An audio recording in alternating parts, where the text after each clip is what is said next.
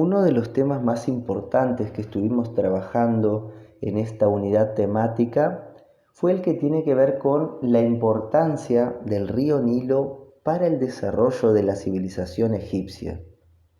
Habíamos visto en más de 2 clases, trabajando con textos y con videos, que este río había sido un elemento fundamental para el desarrollo de esta civilización. Todas las actividades que los egipcios realizaron fueron en realidad posibles gracias a este río. Su importancia fue tan grande que el historiador griego Heródoto, al visitar Egipto en la antigüedad, dijo que Egipto es un don del Nilo. Con esta frase, Heródoto quiso decir que Egipto es un regalo del Nilo y que su civilización solamente fue posible gracias a todo lo que este río le daba a su pueblo. Hay muchos argumentos que permiten comprender por qué Egipto es un don del Nilo y tratar de argumentar, es decir, defender la idea de por qué Egipto es un don del Nilo. Y a continuación les voy a compartir algunos de esos argumentos que pueden utilizarlo obviamente para la instancia del escrito. En primer lugar, podemos decir que el agua del río posibilitaba la vida de seres humanos y de especies animales y vegetales en un territorio que se caracterizaba por ser desértico y por contar con una enorme esterilidad. Es decir, no era un lugar apto para la vida de enormes cantidades, ¿no?, de especies animales y vegetales, sino que en realidad se trataba del desierto más grande del mundo. El Nilo permitía a los egipcios llevar a cabo también diferentes actividades económicas y obtener alimentos y otro tipo de objetos. Una de las actividades económicas fundamentales fue la pesca y en realidad aportó alimento a muchas familias egipcias. Sin embargo, nosotros estuvimos viendo que la actividad económica fundamental en Egipto fue la agricultura, es decir, el cultivo de ciertas especies vegetales para obtener alimentos u otros productos. La agricultura en Egipto solo fue posible y es posible gracias a la existencia del agua del río Nilo que permite regar las plantaciones.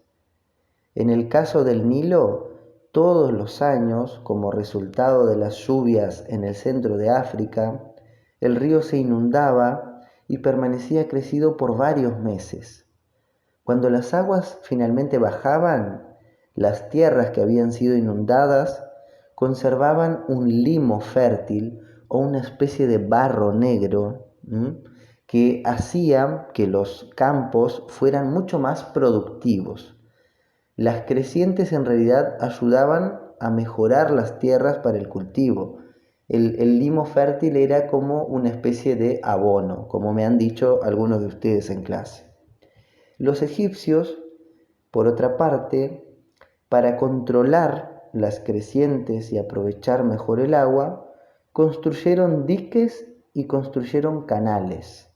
Los diques son construcciones que funcionan como barrera para en realidad contener el agua y pueden ser de tierra, pueden ser de piedra o pueden ser de hormigón.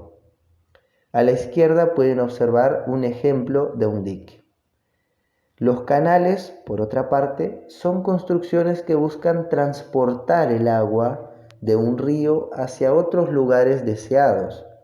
Y los egipcios lo que hicieron fue usar los canales para mover el agua de las crecientes hacia los campos de cultivo que estaban más alejados de la orilla del río.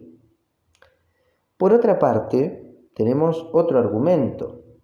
El río también permitió la ganadería como actividad económica, porque además del agua que servía para que los animales bebieran, existían también especies vegetales en las costas del río que servían como alimento para estas especies.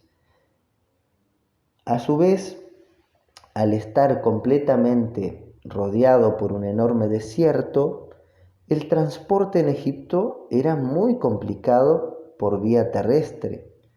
El río Nilo en realidad se convirtió en una importante vía de transporte y generó la posibilidad de transportarse con facilidad de un lugar al otro del país por vía fluvial o por vía o a través del río, por decir así. Entonces, me gustaría que imaginaran qué difícil sería transportar un montón de elementos pesados caminando o con animales por el desierto, donde solo había arena y los animales veían sus patas, ¿no?, enterradas y no contaban con bebida, agua para beber, y entonces se hacía muy difícil el trabajo. Sin embargo, el río posibilitó el transporte a través de barcos, ¿no?, y facilitó mucho más el comercio y el transporte de las personas, justamente. Este es el último argumento, que el río también favoreció el comercio, es decir, el intercambio de productos y de alimentos a lo largo de todo el país, porque conectaba la zona del delta con la zona del valle.